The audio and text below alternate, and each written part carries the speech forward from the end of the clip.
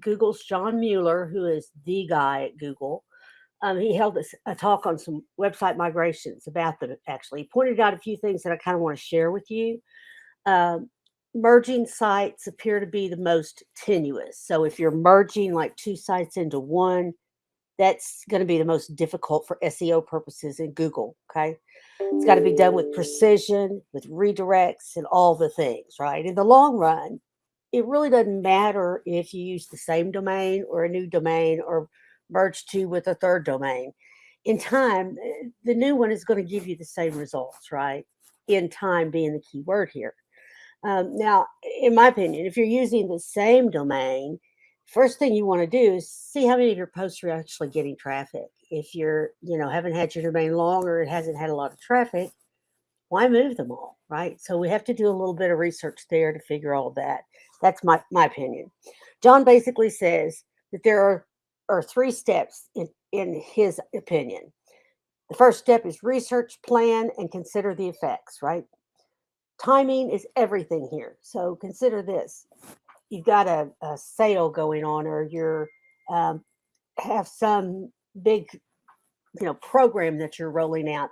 That's not a good time to migrate. Consider the fact that it takes 24 to 48 hours just for the redirects to take effect. Never mind the slow, painful DNS servers that are out there somewhere that haven't gotten the message yet, right?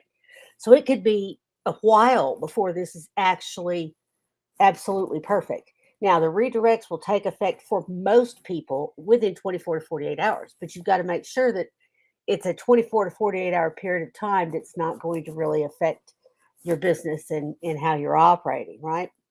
Um, Number two, create a list of old and new URLs. Now, I use a piece of software called Screaming Frog to do this. It basically dumps it down to a spreadsheet and does some magical things. And I do some magical things with it that tells me, which ones need which redirects. Now, you have to do a redirect for each and every individual page, post, or otherwise that you're redirecting. It's not good enough to just say, redirect everything from this domain to the next. That's just not good enough. You really do. And so that goes back to the thing I said earlier about determining which posts are the most important, if you will, um, for that to happen. So anyway, you need to, put them all in a spreadsheet. That way you can create one-to-one links. You can monitor them. You can make sure that people are hitting them and so forth and so on, what the traffic's done and things of that nature. And number three, of course, is to implement it. You need to check and see that if they're working, the links are working. Have a friend check for you that some of the links are working. Things like that. Someone that's maybe across the country or across the world from you. Someone in England, if you're in the States, something like that, or in Canada. Um, then you have to update all of the internal pieces, such as, think about it, any of your links you have in your blog post that link to other places in your blog, any forms that you've created for users to sign up here or do this thing here. That's got to be moved to the new domain. It's got to have all that stuff changed. Um, your structured data, which is sort of a back end thing we do kind of once, but it's still got to be done for the new one. Your sitemap, same thing. It's updated constantly, but you need a new sitemap to say, hey, here's where I am now, Google, and find me here. And then a robots.txt file, which is part of that sitemap thing.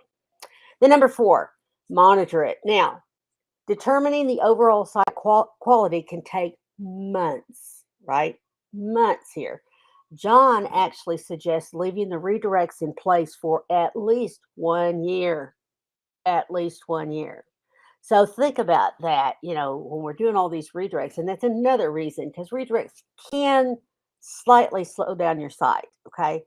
Um, but you want to be, cautious and strategic, really, with what pages and posts that you're actually redirecting.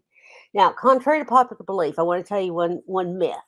Um, it used to be said that having duplicate content will make Google penalize you. That is not true. That is not true. It, Google can get confused because you've got it in two places. Which one do I send them to? But they're not going to penalize you because they see it twice. I always thought that as well, but according to Google, no, that's not true. Okay. So what does that mean? That means it wouldn't hurt to have it in both places for a day or two just to make sure the redirect is working, right? But be cautious with that. So remember that that's all about redirects. And I want to tell you one more thing that's really cool, and that is we can monitor some of this with the Google Search Console. And we'll be talking about that in the next few weeks over in Kelly's group as well. And her group is Badass Bloggers, or it used to be, I think it still is. Just look for Badass Bloggers and you'll find her group.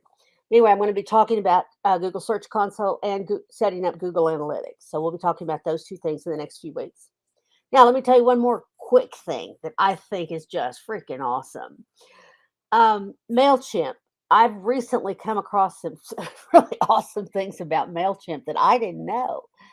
For example, did you know that Intuit now owns Mailchimp?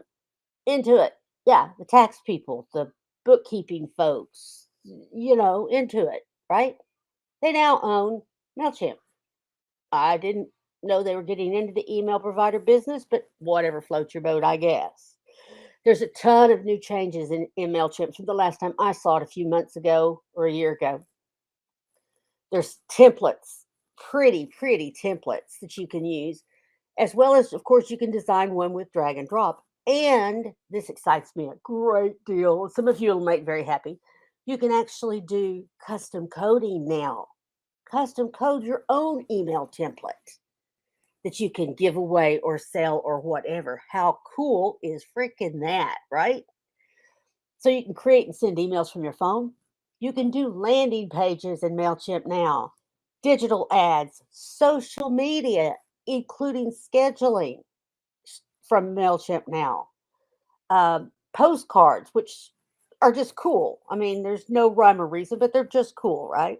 It's got a marketing CRM built in. It's got segmentation. It's got personalization and even predicted demographics that will help you determine where it goes, if they're cold clients. You can create content and images inline. So it's kind of like having built-in Canva inside MailChimp, right? They've got a new thing called a subject line helper, which I think is pretty nifty. Customer journeys, which kind of keeps the conversation in one place between you and your customer. Automations, transactional emails, A/B testing. They do some recommendations, and they have a mobile app, which I think is cool. They actually do surveys. Now, when I first thought of surveys, I thought, well, I don't do surveys, don't I? What about quizzes? Aren't they just a form of surveys? So I'm going to be checking that out pretty quick. And like I said, they have beautiful templates, just absolutely gorgeous. So I just wanted to take a few minutes and tell you guys what's going on and to give you your tech tip for Tuesday. And Tech Tip Tuesday is all about migrations this week. So I hope you enjoyed this. I hope this has been helpful to you.